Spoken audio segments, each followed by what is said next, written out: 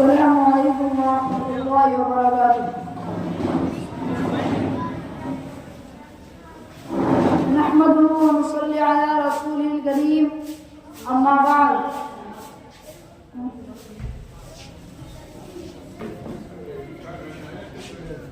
نحمده ونصلي على رسوله الكريم اما بعد۔ محترم صدر وقار اور معزز مہمانان اکرام،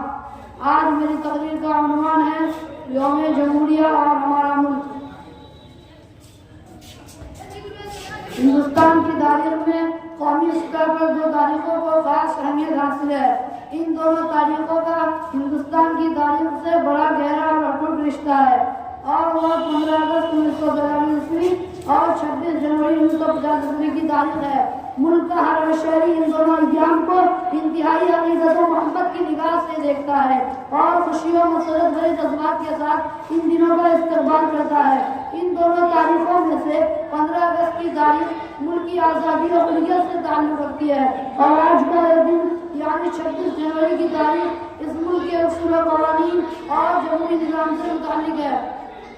ہم ہندوستانیوں کا اس تاریخی دن سے بڑا گہرا تعلق ہے۔ ہمارا یہ تعلق والہانہ اور عقیدت مندانہ ہے۔ ہمارے اس تعلق کو ارادہ الہی کے سوا کوئی طاقت ختم نہیں کر سکتی۔ اسی تعلق کا نتیجہ ہے کہ اس دن کی صبح کے شروع ہوتے ہی ہمارے دل کی دھڑکنیں تیز ہو جاتی ہے، اور ہر ہندوستانی اس دن کو اپنی نئی زندگی کا آغاز، اپنے خوابوں کی حسین تعبیر اور اپنے مستقبل کا حسین تاج سمجھتا ہے۔ 26 جنوری کو ہمارے ملک ہندوستان کی تاریخ میں ایک خاص اہمیت حاصل ہے، اس لیے کہ یہ وہی دن ہے جس میں اس ملک کے باشندوں کو ایک جمہوری نظام عطا کیا گیا، جس نظام اور آئین کی روشنی نے بلا تفریق مذہب و ملت، ذات پات، رنگ و نسل ملک کے ہر شہری کو برابری کے حقوق حاصل ہوئے۔ کسی کو کسی مخصوص مذہب یا رنگ و نسل کی بنیاد پر آئینی اور بنیادی حقوق سے محروم نہیں کیا گیا۔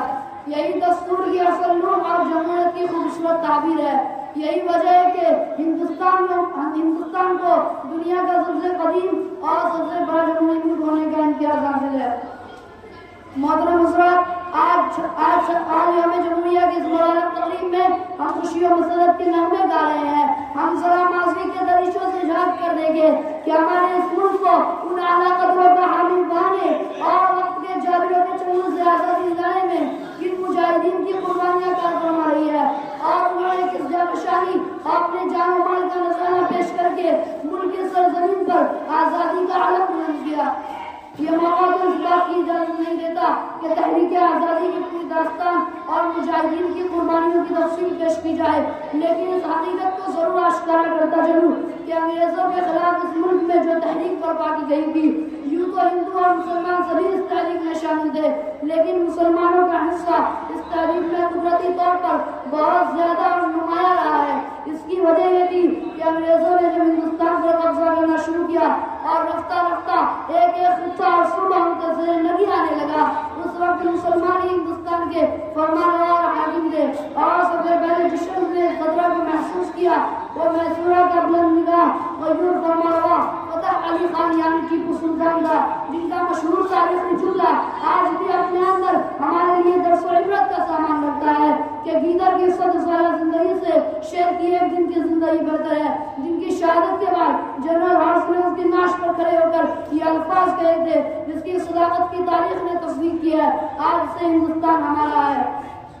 محترم حضرات، لیکن اسی کے ساتھ ہمیں یہ کہنا پڑ رہا ہے کہ ہماری ملک کی آزادی پر 74 سال گزر گئے، یوم جمہوریہ پر 74 سال گزر گئے، اور جب اس خوشی و مسرت کے موقع اپنا احتجاج کرنے بیٹھتے ہیں اور ماضی کے نقشوں میں ہندوستان کی موجودہ تصویریں دیکھتے ہیں تو ہمیں مجاہدین آزادی کی روحوں سے شرم آنے لگتی ہے۔ قانون بنانے والے اور اس سے نفرت کرنے والوں کی روحوں سے شرم آنے لگتی ہے۔ انہیں کیا معلوم تھا کہ اس 70 برس کے مقدس عرصے میں اس ملک کے جمہوری تخت و تاج پر ایسے لوگ حکمران ہو جائیں گے جو اس کے آئین و دستور کی دھجیاں اڑائیں گے، قانون کی بالادستی کو ختم کر دیں گے، نفرت و عداوت، بدامنی و تشدد، ظلم و ستم کا ماحول ہوگا، ملک کا ہر باشندہ دہشت و خوف کے سائے میں زندگی گزارنے پر مجبور ہوگا۔